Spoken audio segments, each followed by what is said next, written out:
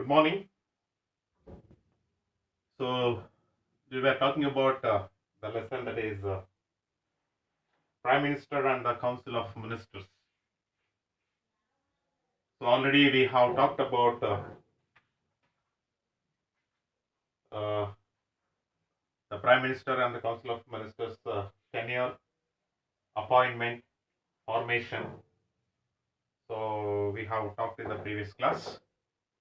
Then we also have discussed the some of the topics related to the very important, that is powers and positions of the Prime Minister. That is also we have discussed in relation to cabinet, in relations to council, in relation to president, then in relation to, as a whole team coordinating function or emergency, the proclamations. All these things we have talked in the previous class. Today's class, I would like to talk about the very important topic or very important concept. So that is collective responsibility and individual responsibility of the members of a cabinet. Okay, so collective responsibility means as a team, as a whole, the complete minister, they stand as a one team which they are responsible. Individual responsibility means, I hope you know, last class I said some of the cabinet ministers posts around 15: finance, defense, foreign affairs. Okay, so like this I said, so there once when the protocol is given, or the protocol of separately when it is given, the person lies an individual responsibility. So that is the individual. Okay, so these two concepts are very important. It's not simply people elect the representatives or people vote the representatives, they contest the election, they go to the Lok Sabha or parliament, they come. No. Once if when a member is elected as an, or once if a member becomes the elected representative of people, he gets the responsibility of this team. Collectively also they are responsible, individually also they are responsible. Okay, in today's class, so we are going to see the collective responsibility and individual responsibility. What does it mean? Okay, but in that collective responsibility, we are going to talk in detail, and individual responsibility just. Okay, so collective responsibility, if you see, the definition says collective responsibility refers to Council of Ministers. Okay, as a single body, it's very important. All the Council of Ministers come and stand as a one single body. When they stand as a single body, they have the responsibility.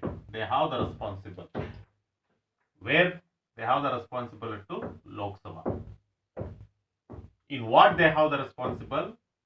In conduct of the affairs of a government, to which the people have sent them. It is known as collective responsibility.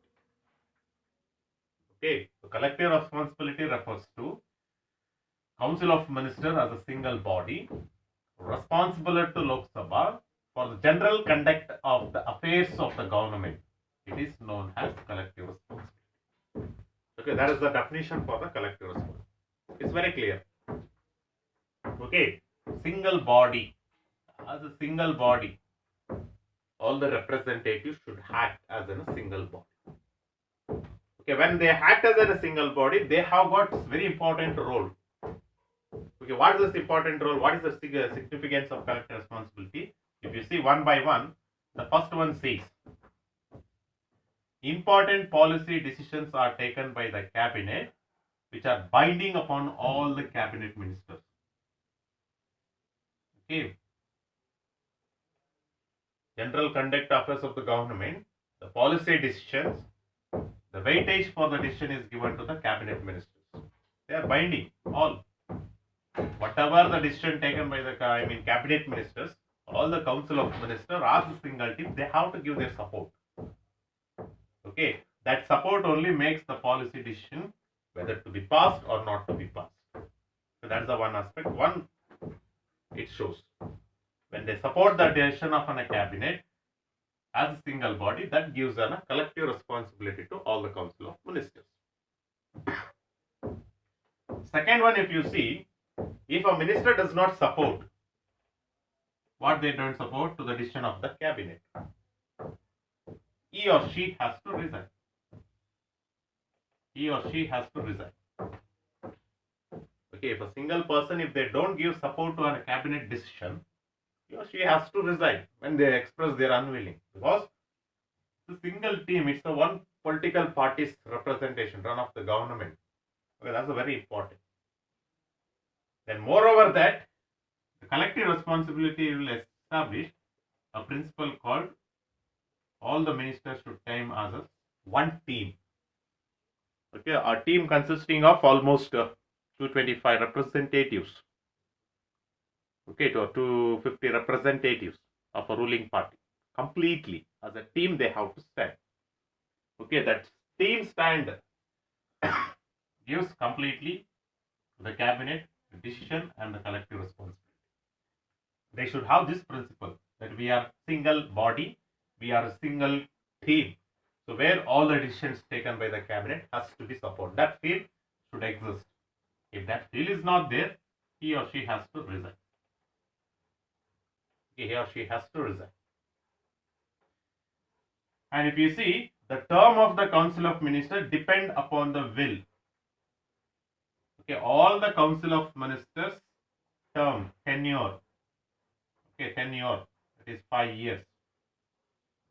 It depends on the will of the parliament. Will means the majority support. As long as they have the majority support of the Lok Sabha, the Council of Ministers of terms, they depend. If they lose their support, then as you all know, we go for a midterm election. Okay, it's very important. The will of a parliament is very important to the Council of Ministers.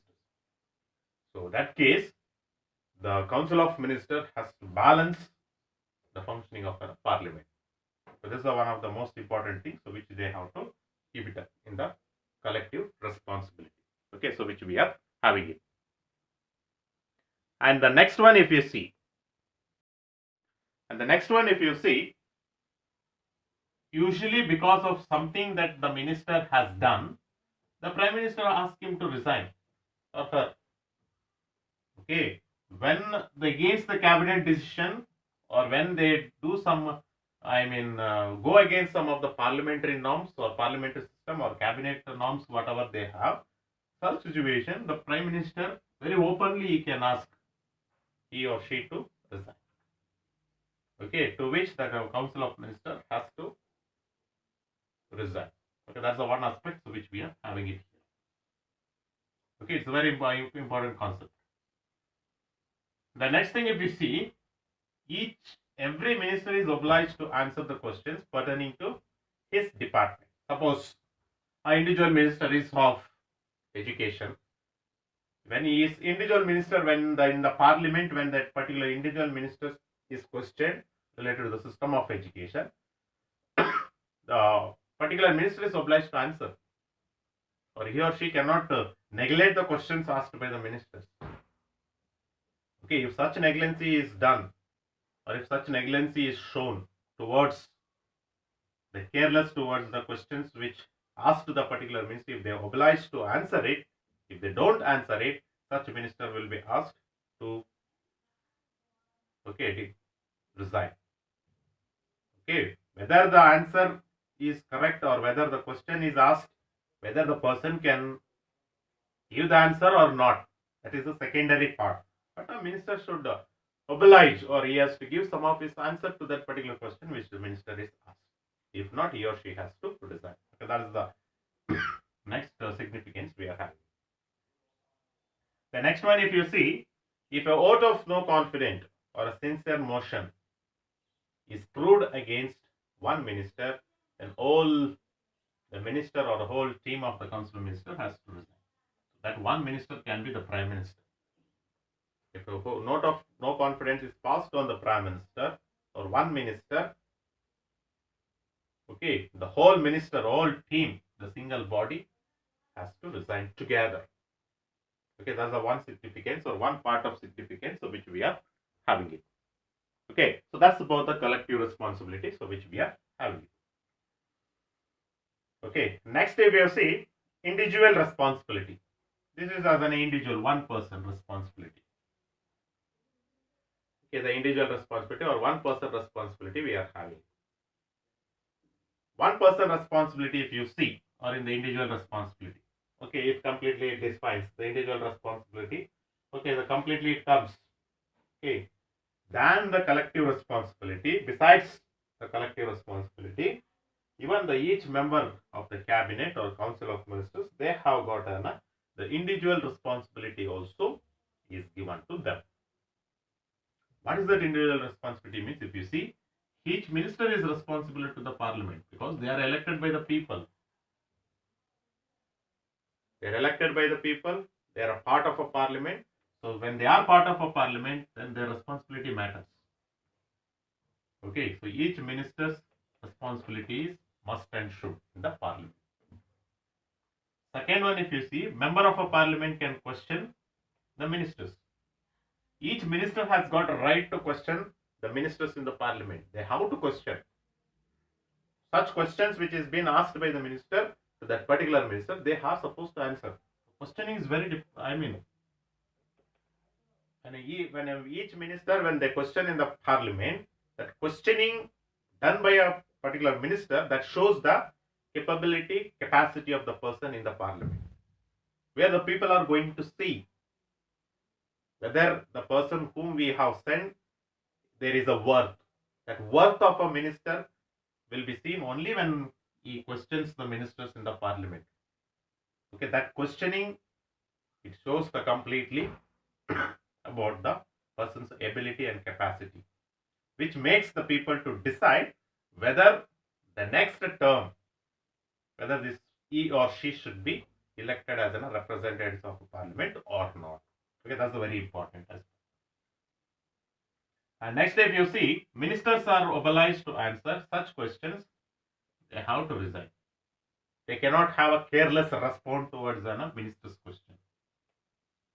Okay, they have to. The individual person, when individual minister is attacked, whether he is in the field of education or whether he is field in the finance, whatever it may be. Okay, so when that particular person is questioned, such minister is obliged to answer. He or she has to answer. If they don't answer, if the negligence is shown, such neglect will be asked to resign the particular minister.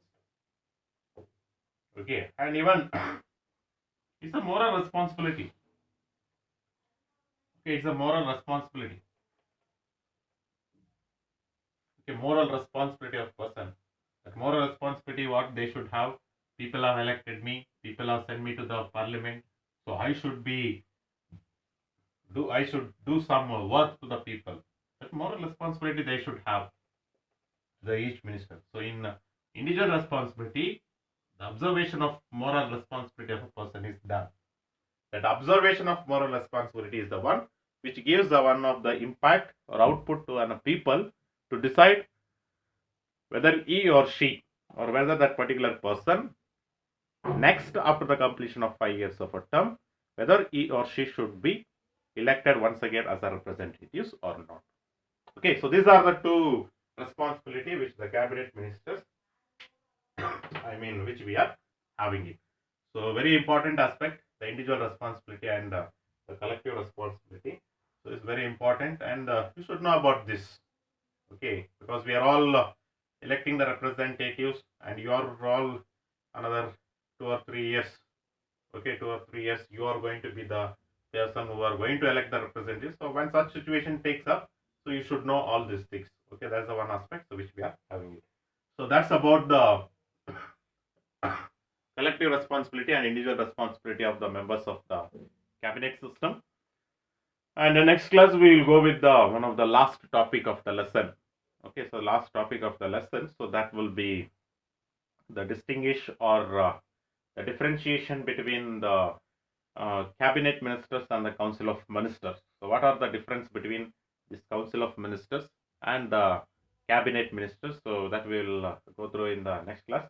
So this part and the previous classes, whatever we have talked or whatever we have discussed, so just you can go through it in the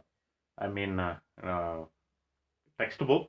So just revise once the textbook. So if you have any doubts, let me know in the coming classes.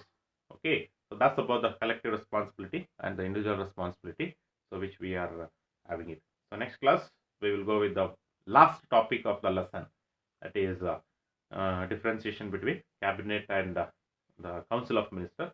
Then we will get into the new chapter, so that will be the last organ, so judiciary organ of the our country. So that we will go in the next class.